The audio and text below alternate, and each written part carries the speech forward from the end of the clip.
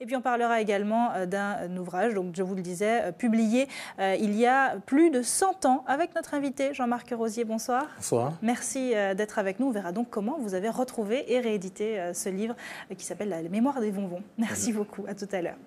Je vous parlais tout à l'heure de la villa Primrose qui est partie en fumée. Voilà un morceau du patrimoine martiniquais qui sombre. On y pense peu, mais de nombreux trésors de notre histoire culturelle disparaissent au fil des ans. C'est le cas d'un livre baptisé Les Mémoires d'un Vonvon, un ouvrage publié en 1905 et rapidement oublié. Aujourd'hui, l'éditeur martiniquais Jean-Marc Rosier l'a retrouvé et réédité. On en parle avec lui. Rebonsoir. Bonsoir. Monsieur Rosier, merci d'être avec nous.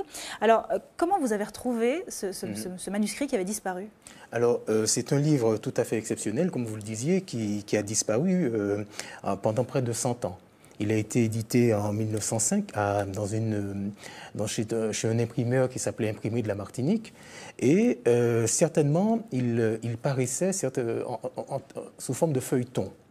Donc, à l'époque, vous savez, vous aviez à Saint-Pierre toute une presse assez importante, notamment comme des journaux comme Le Propagateur, par exemple, et vous aviez également ce qu'on appelle des feuilletonistes, c'est-à-dire des écrivains qui faisaient paraître des histoires sous forme de feuilletons et qui paraissaient au fil de la périodicité du journal. Voilà. Et vous, comment vous l'avez retrouvé alors du coup, parce qu'il avait disparu? Il était où pendant toutes ces années? Alors, sur l'ours du livre, nous trouvons la mention Imprimerie de la Martinique. C'est dire que le manuscrit a fait l'objet d'une publication papier. Donc, il a existé sous forme de feuilleton, oui, mais également sous forme de livre. Donc, est-ce qu'il y en a eu beaucoup d'exemplaires? Je ne peux pas le dire, mais il n'empêche que pendant très longtemps, le livre disparaît. Et ne voilà-t-il pas qu'en 2009, je me rends à la DRAC, nouvellement, aujourd'hui c'est la DAC. À l'époque, c'était Madame Nardi qui était conseillère du livre. Et elle me dit, mais voilà un livre qui est classé au patrimoine, aux lacunes patrimoniales. C'est-à-dire, ce sont des livres dont on connaît l'existence, mais pour autant dont on a perdu la trace. Et du coup, ça m'interpelle et je me lance précisément à la recherche de cet ouvrage. Alors, il existe des lieux où sont conservés en principe de tels objets patrimoniaux. Les archives départementales, le livre n'y est pas conservé, les archives nationales de France, d'Aix-en-Provence non plus, la Bibliothèque nationale non plus. Alors on a même tenté la Bibliothèque du Congrès à Washington. Il n'était pas non plus. Également, mais alors voilà. Où était-il? Alors où était-il? Figurez-vous qu'il se cachait dans un microfilm à la bibliothèque Schellcher. Ah ben finalement. Mais la version qui se trouve à la bibliothèque Schellcher n'est peut-être pas complète.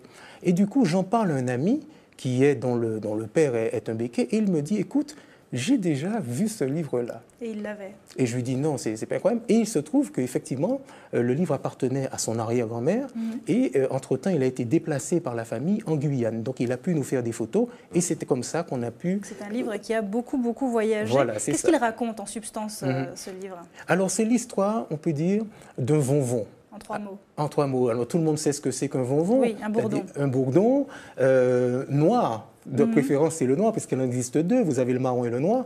Et ce livre-là, c'est un peu l'histoire de ce Vonvon qui parcourt la Martinique. Donc, il passe à travers des habitations connues de la Martinique, et il rencontre des gens ayant existé.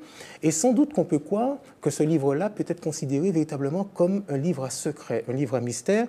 J'irais même à dire que c'est un livre, c'est le Da Vinci Code créole. Wow. Disons-le. Donc certainement un livre à mystère où il y a des choses à découvrir.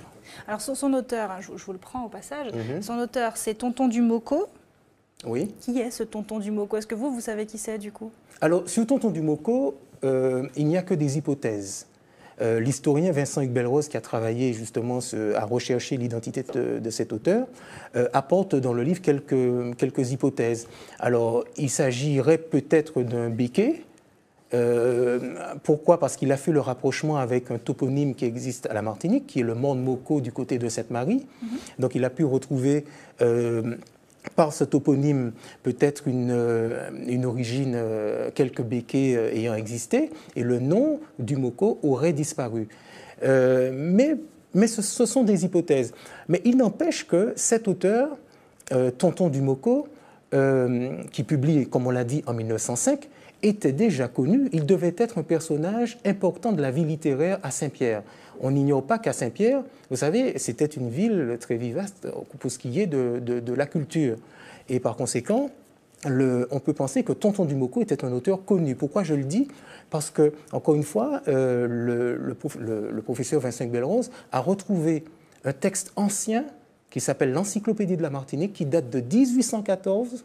Et dans cette encyclopédie, il y est fait mention de Tonton Dumoko comme étant d'un personnage littéraire d'importance. Comme quoi, il y a encore beaucoup de secrets à découvrir. Alors, le public est invité à découvrir justement jeudi 24 à 18h au Linas Café de la zone de Maniti cet ouvrage. À quel public s'adresse-t-il? À tous les Martiniquais curieux? Tout public, bien entendu ceux qui sont déjà collectionneurs, comme le fameux Vonvon. Il est lui-même un collectionneur. Donc les collectionneurs, pourquoi? Parce que l'édition que vous avez devant vous est une édition de luxe, donc très peu d'exemplaires. Après, il y aura des éditions de poche, mais ceux qui auront cet exemplaire-là l'auront bel et bien. Donc ça, c'est déjà une chose. Et puis, c'est un livre rare. Pourquoi? Parce que, comme je vous le disais, il a été perdu pendant une centaine d'années. Et il constitue véritablement ce qu'on peut appeler un trésor littéraire de la Martinique, et j'insiste vraiment dessus, c'est un trésor que ce livre.